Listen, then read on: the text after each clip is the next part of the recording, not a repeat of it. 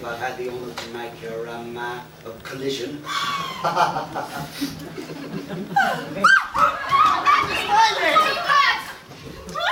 Please don't blame me, Miss Lindsay. I think she's dead. Speak to us, Miss Wiley!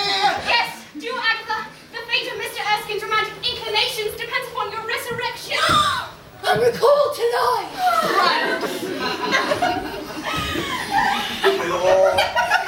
Oh, sweet Edward man. But it leaves much to be desired. Oh, no, sorry I am, sir. But I had no call to be expecting the young lady to be running circles around the headmistress. In a manner of speaking. It's not your fault, Mangles. Who? Mrs. Mangles, Agatha Wiley, the new man whose energetic presence at our school has so far by comparison made your cohort Lumpkin here seem almost a daguerreotype. Thank you, Mom. Agatha Wiley, you and I have business to which we must attend. You two, Athos and Porthos, stay put with your young gang. Gang? I know you've read what she burned into the pages of the My Faults. But we have barely a peek. You didn't read it, you tried to. You didn't try to, you wanted to. And crimes of desire are still crimes in my book. Now, Missy Wiley and her wicked wiles. In the name of the college, its trustees, and all that is good, pure, and under my thumb, I insist you apologize for the words written by you in my Faults book and recant. I want not, I shall not, I will not. Not my mood. Agatha Wiley, you refuse to recant the words written by you in the My Faults book? Now what? The book in which every girl must list the transgressions she has committed against school, her teachers, and all forms of the good and true. I do not expect moral force to alter either your thinking nor your actions, nor do I expect to achieve my aims with the threat of expulsion. Am I correct in this surmise? My parts are packed. The train's at 5. Right, then pack this in, Wiley. You are close, are you not, to Lumpkin, our handyman of old? Why, here's my confederate and beer-drenched Lochinver. I don't know about the Lochinver part, but... I'm glad of your affection, because if you do not recant these corrupting words, young, smart, superior, evil spawn of Satan, Agatha Wiley, I shall have Mr. Erskine here dismiss Mr. Lumpkin on the spot. Oh, but you can't sack Lumpkin. It's Agatha Wiley's favourite. He leaves who'll trim the lawns and carry the bags. And sleep all day in the gardens. I've thought of all that. Enter Mr. Mangles. Oh, Mr. Mangles, eh? He's fast, he's neat, he's respectful, and he costs fully 2/3 less than what Lumpkin does. There, Wiley, the good old-fashioned complexity, your recantation, or the banishment of Lumpkin. You have 1 minute to decide. Oh, Ags, you mustn't let Lumpkin go. If you mustn't be responsible for the loss of Lumpkin. No. Big mistake. Recant! Stop it! Position A, Miss Galileo. What to choose? Your newfound spirit, or your responsibility to your affection? Oh, I am unfairly treated. Most oppressive school, most diabolic, most crushing Alton College. It is because of this very sort of display of power that I wanted to write those words and be sent down.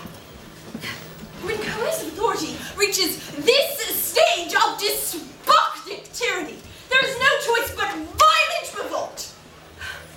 I had to do something, Miss Wilson. That's why I did it. That's why I wrote what I wrote. But Aggie, what were the offending words? Yes. Agatha, we're all dying to know. I wrote in the My Faults book, given the oppressive nature of this institution, perhaps Mr. Marks and Mr. Angles were not as daft as one might think. But now recant. My moral force and act of rebellion will lose good Lumpkin for once and all. Well, Miss Wiley, time's up. which is it? Me heart, miss. Think of me poor heart. Recantation really is such a small thing, Wiley. They're words, Emma. They're just words.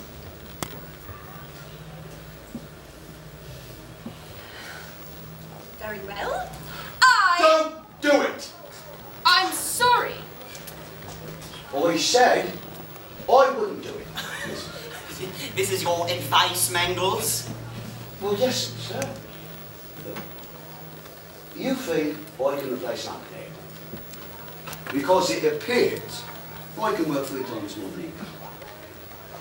But the reason I can work 3 times more than you can is I've got 3 times less is wisdom. Hey, if I'd be given his responsibilities, I'd soon start to see the error of my ways and slow down to the proper speed. So slow as to be immeasurable. So slow as you'd think you was going backwards in time. By which time, nobody in the old village was going to take on his own position at the wages you pay for a honeymoon visit. And by a fortnight's folly, you'd be begging to have an old lumpkin back at 10 times his old cost. And happy to see him drunk in his shed and unable to speak the king's English afore noon.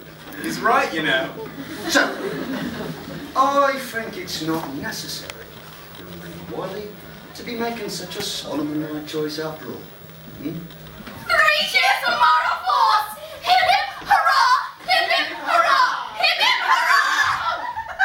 You all think you're very clever, don't you? Yes! I'm hardly done with you yet, Agatha Wiley. Today is Founder's Day, and this headmistress still has a few tricks left up her sleeve. Now, someone roll me to the main house and find out who's kept Sir Charles so long on his errand to the station. Not you, someone with a pulse. Oh, send Mr. Erskine.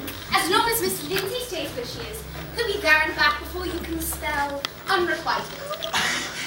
I'll bring my supplies back with me. As Napoleon once said, Agatha Wiley, I've lost the battle, not the war. Actually, Napoleon lost the war too, but quote the little dwarf if you must.